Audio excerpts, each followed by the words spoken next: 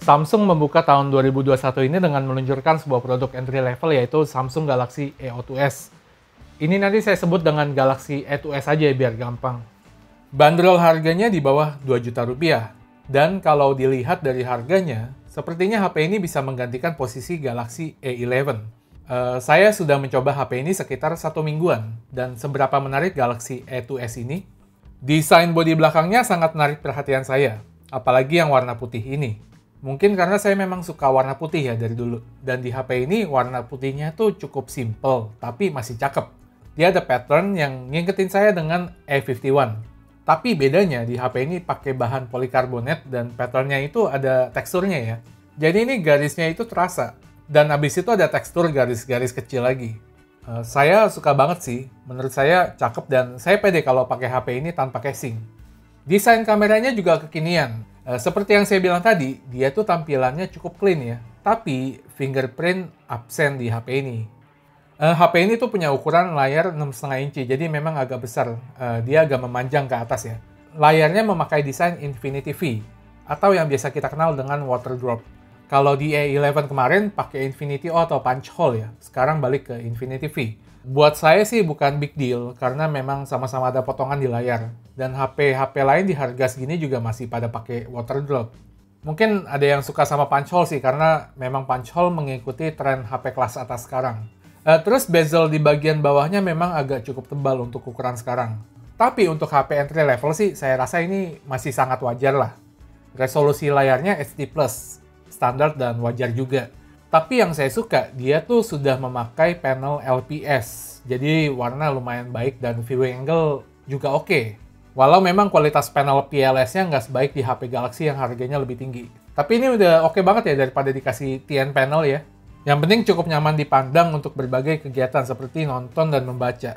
Untuk UI, HP ini memakai One UI khas Samsung dengan versi 2.5 Core Edition. Basisnya Android 10. Chipsetnya memakai Snapdragon 450, yang menurut saya di kelasnya sudah tergolong baik untuk ukuran sekarang. Kemarin itu seingat saya ada yang komen kayak gini, kenapa sih nggak dikasih Snapdragon 625 aja? Itu karena 625 udah kelamaan sih, mungkin Qualcomm udah nggak support lagi, udah nggak produksi, dan Snapdragon 450 ini bisa kasih performa yang mirip 625.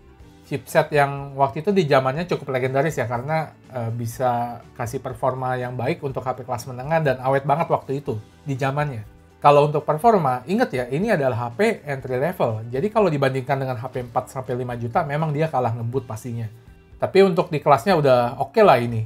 Paling nunggu loading pas buka website agak lama dikit aja. Atau scrolling agak nge-lag dikit lah. Kalau untuk main game sih ya palingan cocok main game casual aja ya. Menurut saya kalau buat main game berat kurang nyaman. Tapi buat yang penasaran, kalau main PUBG paling bisa di grafis smooth dengan FPS high ya. Atau sekitar 24-30 FPS dan nggak terlalu mulus sih. Di grafis balance bisa hingga FPS medium. Kalau Call of Duty Mobile, settingan grafis bisa hingga medium, frame rate-nya hingga high.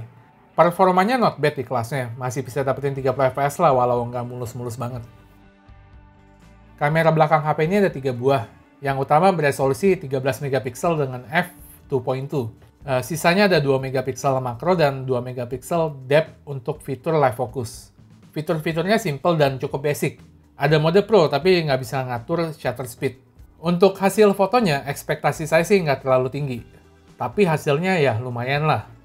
Di kondisi terang, detail dan ketajaman masih oke. Warna not bad lah, nggak pucet banget gitu. Paling dynamic range-nya aja yang kelihatan nggak lebar, standar lah ya. Tapi fitur HDR-nya agak sedikit membantu, terutama pas kondisi indoor. Kalau kondisi low light ya jangan berharap banyak, dan nggak ada fitur night mode juga. Saya bilang sih ini standar HP harga segini lah.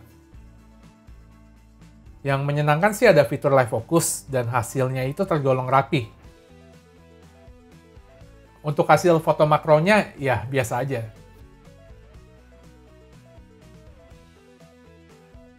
Kamera depannya itu beresolusi 5 megapiksel, hasilnya standar, dynamic range sempit tapi asiknya. Ada fitur live focus juga dan hasilnya rapi. Tapi kamera depannya ini saya rasa sudah sangat cukup untuk video call sih. Untuk perekaman video bisa hingga resolusi Full HD 30 fps dan hasilnya juga ya standar lah ya.